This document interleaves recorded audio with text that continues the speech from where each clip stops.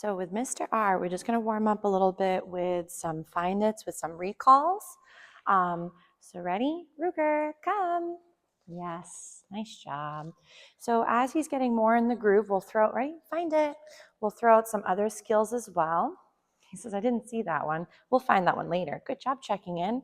So at any point, if Mr. R does come back into my space and I didn't even get to mention the recall word or a cue of some kind, no big deal. Feed him for anything you'd like him to get good at. So I know we quickly discussed this morning how sometimes by accident we give our dogs more attention for the negative behaviors than we do the good behaviors. I'm just breaking up some of these yummy snacks inside my pouch. So if you're finding that he's getting a lot of negative attention, he might be thinking, yes, that those might be the skills that you find appealing.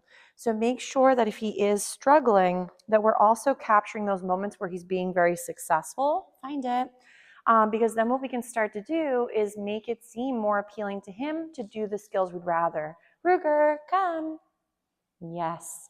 He's like, lady, I'm on crumb patrol because that other puppy left lots of crumbs. So let's say with Mr. R, he's been doing a great job with some of these skills. I want to see if we can go right into working a little bit with that loose leash walking, even though we don't have our gear on. So I would recommend sometimes when practicing in and around your home is to work these skills, and I know he likes this side better, is work these skills in and around your home front. So if your babe stays under threshold while they're inside the home, that is a great place to start working these basics and then build in distractions and more difficulties within the environments as they get more fluid. Nice job, sir. So I know, for example, he does tend to get overly excited at times. So I want to see if I can do a little bit of play with him and get him to practice grabbing and letting go. So ready, take it. So again, the toy comes alive. Yes. I'm going to see if we can go and grab it. Nice. He's like, this smells very intriguing. Someone else played with this one prior. I know. So if, let's say, ready, we're going to go get it. Good boy. See if we can go and retrieve the item. He's like, I don't know if I like this one as much as my other toys. Good job, mister. So Ruger, ready? Come. So if he's a little bit unsure, I was trying to get him to kind of do a little nice. Good job, sir. So here's a little find it. So trying to get him to practice retrieving the item, bringing it near, and start to shape for, again, those lovely retrieves. I know mom does say he does enjoy playing with a ball. Ready? Ruger. Find it. To get stuck on your face. He's like, this ball feels amazing. There you go. Good job. Ready? So I'm going to get his attention. If, again, he's a little interested in the toy, again, like we did earlier, make sure we have the option to make it seem fun to disengage. What a good boy. Then we might go, ready, Ruger. See if we can get his attention, get a little sit. What a good job. So then as we're sitting or taking some check-in moments, good job. Then we can have the toy, ready, go get it. So if he does enjoy playing fetch, I like having it where you exchange one item for another. Nice job, ready, Ruger. So that way it isn't too flustering trying to grab the item. I do like to work it where it isn't an exchange too. So ready, Ruger, find it. Nice, good boy. He says, I kind of like this bad boy. Ready, Ruger, what's this? Find it. So if, for example, find its are helpful in the beginning to get him to disengage, let go of the item, ready? We'll do a little sit. Yes, and then we'll go grab that bad boy. So I know I've mentioned for working with fetching is make sure that it's not too intense. So if you're doing a lot of high intensity fetching and the pup is doing a lot of quick turns and pivots and jostling themselves, you do want to be a little careful that you're not by accident causing potential down the road injuries or damage. So ready, Ruger. So I'm going to get his attention. We might go ready, drop. Nice job. I'm going to feed for that lovely let go. Gorgeous. Do a little find it to get some distance. Nice. And then ready? So we might try take it. So I want to see if I can get him to grab it so we can play together.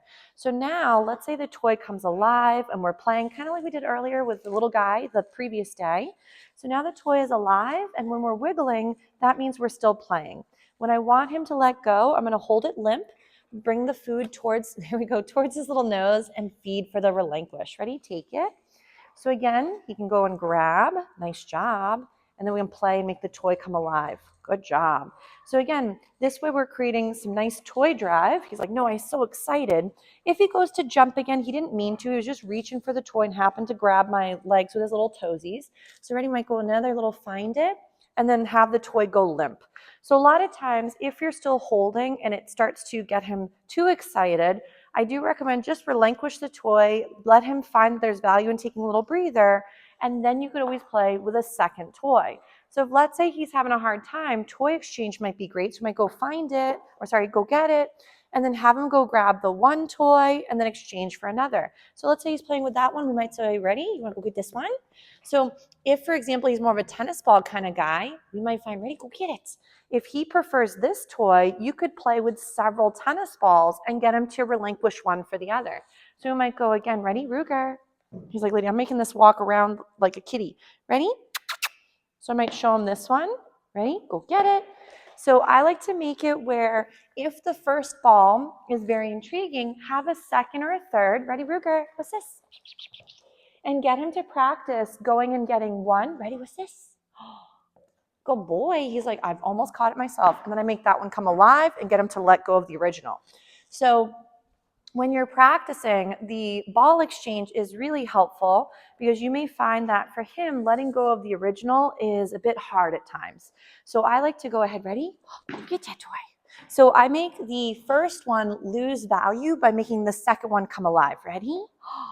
Get that toy. He's like, hold on, I can't get both at the same time. If, let's say, he's got one, he has a hard time letting go. There we go. Good job. It doesn't have to be the most beautiful game you've ever played in the beginning, but I would recommend to start doing it where letting go of one to grab another has value. Ready? Ruger, go get that one.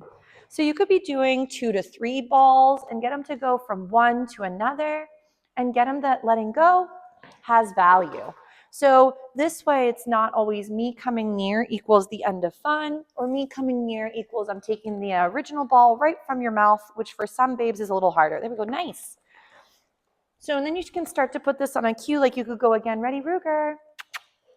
Get his attention. Oh, he's going to try to fit both at the same time. You never know. Some of them are very, very agile. So I might go, ready, go get it. So again, I'm not tossing it with intensity or too far, but I'm going to show him the other one. Ready, Ruger. He's like, lady, I like to make them pop slightly in my mouth. So I'm going to go ahead and see if I can get him to drop. Ready? Ruger. He's like, lady, I'm so distracted. Oh, he's like, that looks really cool. So remember, it doesn't have to be perfection in the beginning. The main goal is you're getting him to exchange one toy for another.